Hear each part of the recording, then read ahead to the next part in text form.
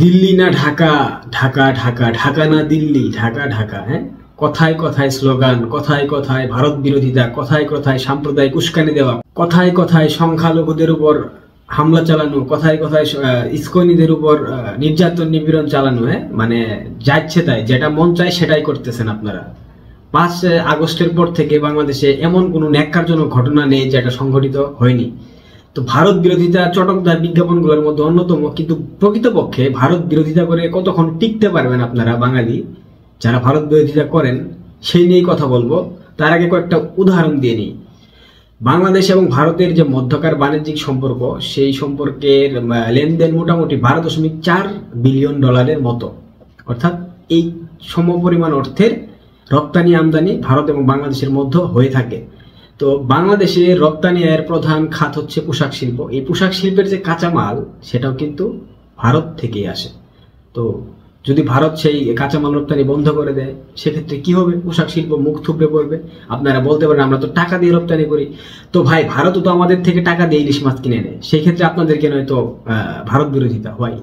Double standard দিয়ে কখনো মানুষ টিকতে পারে না। প্রতিবেশীদের সাথে সবসময় সুসম্পর্ক রাখতে হয়, অন্যথায় সুখে দুঃখে আপদে বিপদে যদি প্রতিবেশী হাত বাড়িয়ে না দেয়, পরিস্থিতি কতটা ভয়াবহ হতে পারে, কতটা ভয়ানক হতে পারে, সেটা আপনারা নিশ্চয়ই অবগত। এরপর আসি যে নারীরা, এই নারীরা 70% ড্রেস পরে ভারতীয় ড্রেস, অর্থাৎ ভারত থেকে আমদানি করা 70% ড্রেস এরা পরিধান করে, আবার সেই ড্রেস পরে ভারত বিরোধিতা করে। এটা হাস্যকর। এরপর আসি খাদ্যদ্রব্য, পেঁয়াজ, চাল, আলু, তেল, লবণ, মরিচ, মশলা প্রভৃতি অসংখ্য খাদ্যদ্রব্য ভারত থেকে আমদানি করা হয়। অবশ্যই অর্থের মাধ্যমে আমদানি করা হয়, কিন্তু এই আমদানিটা যদি ভারত বাদ দিয়ে বিশ্বের অন্য কোনো দেশ থেকে, অর্থাৎ মধ্যপ্রাচ্যের আপনি ধরেন ইরান, তুর্কি থেকে আমদানি করেন, সেই ক্ষেত্রে আমদানি ব্যয় কতটুকু হতে পারে, এই বিষয়ে আপনারা যারা পড়াশোনা করেছেন নিশ্চয়ই আপনারা তারা জানেন। আর যারা পড়াশোনা করেন নাই তাদের ক্ষেত্রে ভিন্ন বিষয়। তাদের লক্ষ্যই ভারত বিরোধিতা স্লোগান দেওয়া, ভারত বিরোধিতা করা। হ্যাঁ, এটা হচ্ছে তাদের লক্ষ্য এবং একমাত্র জীবনের উদ্দেশ্য। এরপর আসি আমাদের জনপ্রিয় যে জেনারেশন, হ্যাঁ, এই জেনারেশনের অত্যন্ত পছন্দের একটা বাহন হচ্ছে গিয়া মোটর বাইক। তো এই মোটর বাইক কোত্থেকে আসে ভাই? আপনারা যে মোটর বাইক গুলা চালান উইদাউট চাইনিজ বাইক তো আমরা তেমন একটা ব্যবহার করি না। মোটর বাইকের 90% যন্ত্রাংশ ভারত থেকে আমদানি করা। এবং বাংলাদেশে যে অটোগুলা চলে, অটো চালকরা যে অটো চালায়, এই অটোর 100% না 85% ভারতীয় অটো। তাহলে ভাই আপনারা কেন ভারত বিরোধিতা করেন? ভারত যদি এগুলো রপ্তানি করা বন্ধ করে দেয়, আপনারা কি চলতে পারবেন? একবার বুকে হাত দিয়ে বলেন তো, চলতে পারবেন কিনা? পারবেন না ভাই। আমি আমি আমি আমি কোট করে বলতেছি, আপনারা পারবেন না চলতে। এরপর আসেন আমাদের যে চাষাবাদের জন্য যে গুরুত্বপূর্ণ যে বাহন ট্রাক্টর, এই ট্রাক্টর মাহিন্দ্রা যে ব্র্যান্ড, এই মাহিন্দ্রা ব্র্যান্ড কোথাকার জানেন আপনারা? ভারতের। বাংলাদেশের এই কৃষি খাতে শতকরা 85 থেকে 90% ট্রাক্টর যে ইউজ করা হয় সেটা ভারতীয় কোম্পানি, অর্থাৎ ভারত থেকে আমদানি করা। আর সেই কৃষকরাই ট্রাক্টরের ড্রাইভিং সিটে বসে ভারত বিরোধিতা করে। হাস্যকর, পুরোই হাস্যকর। এরপর আসি বাস। আমাদের দেশে বাস অত্যন্ত জনপ্রিয় এবং অত্যন্ত সাশ্রয়ী একটা বাহন, কারণ আমাদের যে জনসংখ্যা, আমাদের জনসংখ্যার অর্ধেক আমরা হতদরিদ্র ধরতে গেলে।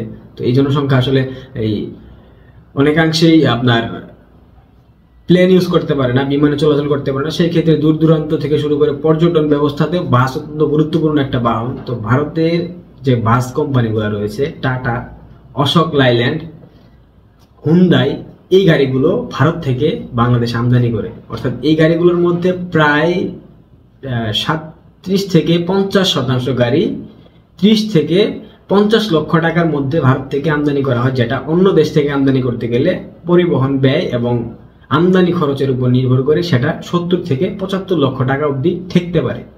তাহলে এই যে শ্রমিক ভাইদেরকে বলছি, যারা বাস চালক শ্রমিক যারা রয়েছেন আমার ইউটিউব চ্যানেলে, যদি আপনারা ভিডিও দেখে থাকেন, আপনাদেরকে বলছি, আপনারা যে ভারত বিরোধিতা করেন, আপনারা কি টিকতে পারবেন ভারত বিরোধিতা করে? সক্ষমতা রয়েছে আপনাদের? নাই, আমি নিশ্চিত নাই। এরপর আসি মেডিসিন। বাংলাদেশের অনেক গুরুত্বপূর্ণ ভ্যাকসিন মেডিসিন ভারত থেকে আমদানি করা হয়, কারণ বাংলাদেশ সেই সকল মেডিসিন উৎপাদন খরচ এবং অনেকটা ব্যয়বহুল, যার কারণে বাংলাদেশ খুব সাশ্রয়ী মূল্যে ভারতবর্ষ থেকে সেই মেডিসিনগুলো আমদানি করতে পারে।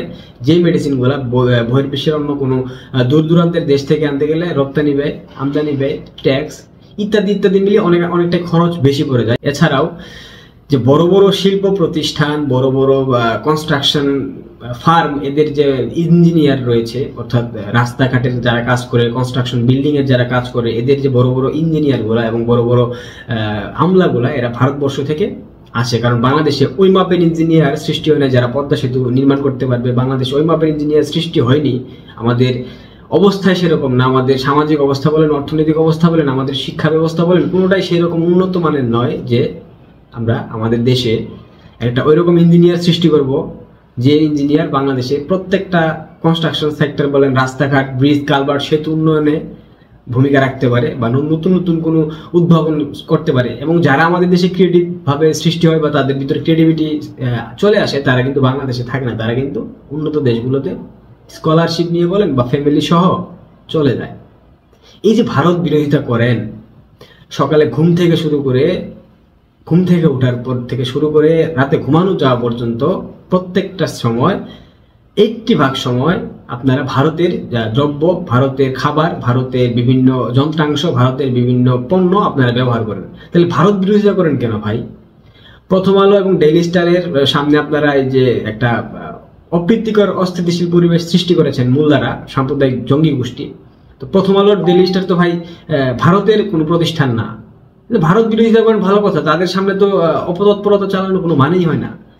আমার মাঝে মাঝে এমন মেজাজ খারাপ হয় যে সৃষ্টিকর্তা তুমি এই বাংলাদেশকে দ্বিখণ্ডিত করে দাও পুনরায়। হ্যাঁ, এবং একটা অংশ যারা বাংলাদেশে প্রগতিশীল মুক্ত চিন্তক এবং যারা বাংলাদেশের দেশটাকে সত্যিকার অর্থে ভালোবাসে এবং দেশকে তারা সত্যিকার অর্থে ভালোবেসে ভালো রাখতে চায়, তাদেরকে তুমি ভারতবর্ষের অংশ বানিয়ে নাও। তাতে করে যদি আমরা একটু ভালো থাকতে পারি। এই ভারতবর্ষের কাছে আমার করজোর আবেদন, ভারতবর্ষের যারা কেউ যদি আমার ভিডিও দেখে থাকেন, আমি জানি অনেকে আমার চ্যানেলে রয়েছেন ভারতবর্ষের, আপনারা যদি আপনাদের কাছে করজোর আমার আকুল আবেদন, আপনারা আপনাদের গভর্নমেন্টকে অনুরোধ করেন, আপনাদের সরকারকে প্রচন্ডভাবে অনুরোধ করেন, শ্রী নরেন্দ্র মোদীজিকে প্রচন্ডভাবে অনুরোধ করেন যাতে বাংলাদেশের সংখ্যালঘু, বাংলাদেশের মুসলিম যারা নির্যাতন নিপীড়নের শিকার হচ্ছে, বাংলাদেশের বড় বড় শিক্ষা প্রতিষ্ঠানের শিক্ষক, বাংলাদেশের সাধারণ শিক্ষার্থী এবং বাংলাদেশের খেটে খাওয়া জনতা যারা এই বর্তমান সরকারের আমলে নির্যাতন নিপীড়নের শিকার হচ্ছে, তাদেরকে রক্ষা করতে বলেন। এইভাবে একটা দেশ চলতে পারে না ভাই, এটা কোনো দেশ না। হ্যাঁ, এইভাবে কোনো দেশ চলতে পারে না। এখানে কোনো নিয়ম নাই, কোনো আইন নাই, কোনো কিচ্ছু নাই। দ্রব্যমূল্যের ঊর্ধ্বগতি ঠেকাতে পারছে না, প্রতিদিন একটার পর একটা হত্যাকাণ্ডের ঘটনা ঘটছে। এগুলো আসলে আমরা জাতি হিসাবে কতটা ঘৃণিত এবং লজ্জিত হিসেবে সারা পৃথিবীতে পরিচিতি পাচ্ছি, সেটা আমরা আসলে মুখে ভাষায় বলে প্রকাশ করতে পারছি না। দুঃখিত, আমি অনেক এগ্রেসিভ কথা বলেছি যদিও, তারপরেও সবাই আপনারা যারা আমাকে লাইক, কমেন্ট, শেয়ার, ফলো করেন অবশ্যই আমার পাশে থাকবেন। আমি বাস্তবতায় বিশ্বাসী, আমি ভারতবর্ষকে ভালোবাসি, কারণ তারা আমাদের প্রতিবেশী রাষ্ট্র।